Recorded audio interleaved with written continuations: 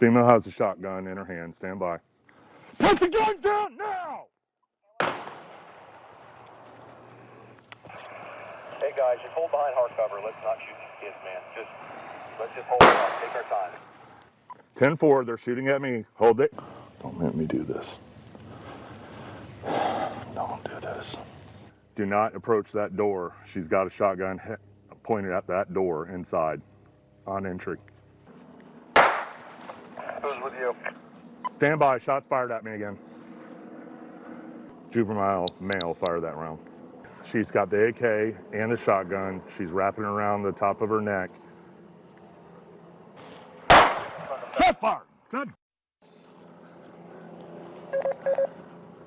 Shots fired again. Female now has a pistol. Juvenile male has a long gun. So does the female. Stand by. She's pointing the gun. Pointing the gun behind the trash can. Behind the trash can. My goodness, they say that they rushed into the home near Volusia County. This is near Orlando when somebody heard glass breaking, and the sheriff added deputies tried everything they could to de-escalate the situation. They were calling for tear gas. They were calling for any de-escalation tactic. They reached out to our juvenile justice coordinator to find out who they are. Could we get people on the phone to help us de-escalate? At one point, one of the sergeants got up to the window and threw their personal cell phone in and told them to answer the phone. We want to make contact with you. Nothing worked. And once she went down, and you'll see and hear this in the video, to watch the deputies transition after taking fire for 45 minutes or more, they then begin to administer CPR. Yeah, detectives have since interviewed that 12-year-old after the shooting, and this is a disturbing detail that came from that conversation. He advised that the 14-year-old made a statement, "I'm going to roll this down like GTA," referring to the video game Grand Theft Auto. He stated that the female fired multiple shots at deputies who were outside of the residence. He then noticed green dots were on him, so he fired the double-barrel shotgun at deputies as well. My goodness, the boy does not have a criminal record, but according to the sheriff there, he had been suspended from school this year. That's after threatening to throw a brick at an administrator. 5 days later, he threatened to kill a student. As for the 14-year-old girl, she's in stable condition after being shot twice. Just this year, she was charged with 5 felonies for starting fires that came close to burning homes. And she was arrested for stealing in 2018.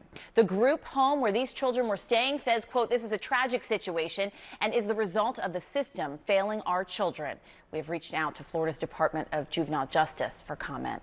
I want to bring in former NYPD Detective Tom Verde, who joins me now live. Tom, it's great to have you. I mean, just put yourself in these officers' shoes. Not only are you being fired upon with an AK-47 and a pistol, but there are kids that are behind those guns. I mean, what's going through your mind as this is happening? Good morning, Lynn. Thanks for having me. Well, I can put myself in their shoes because I have been shot at a couple of times at close range, like bullet buzzing in front of my face close. And I can tell you that it is quite an experience. And look, you have to take your hats off to the Volusia Sheriff's Department because they did an amazing job under unbelievable circumstances. And, you know, look, this is textbook. This is what we would hope that all police officers could do, but quite frankly is unrealistic in many situations because you're dealing with literally your life in your own hands and a set of unpredictable variables here. And when people are holding guns, not only just regular guns, but long guns are much more accurate than handguns are. So in this case, they know they're dealing with one or more people with weapons. They're being fired upon and being fired upon with weapons that could be particularly accurate. So they don't have a lot of room for error here. So they did, I feel they did an amazing job. Yeah, let's break down what exactly they did right. You know, you're saying this is textbook because maybe this is something that other police departments can look at. De-escalation for over 35 minutes. What do you think was key to them getting out there, not just with these children alive, but with their lives intact as well? So, you know, what they did right here, of course, as you mentioned, they de-escalated the situation. They were able to obtain cover and to sort of conceal themselves to some degree. And, I mean, a tree, for most people is still not enough. You would want a cement barrier to be your cover, but, a tree is better than nothing. But nonetheless, because they had cover, because they had time, which in most shootings you don't have.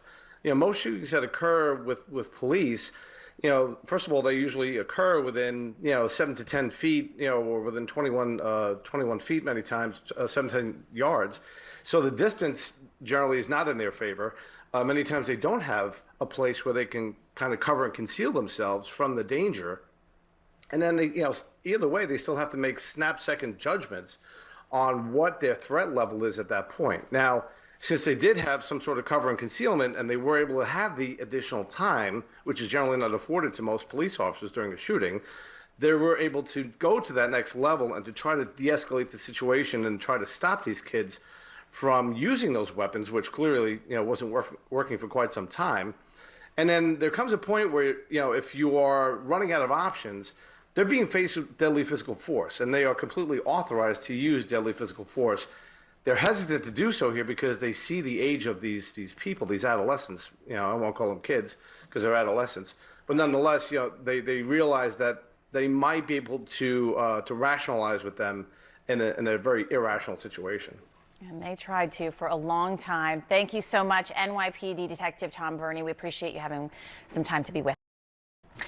The home where the shootout happened was completely destroyed, according to authorities. And the man who owns it told us that he had just run out to grab some groceries with his daughter.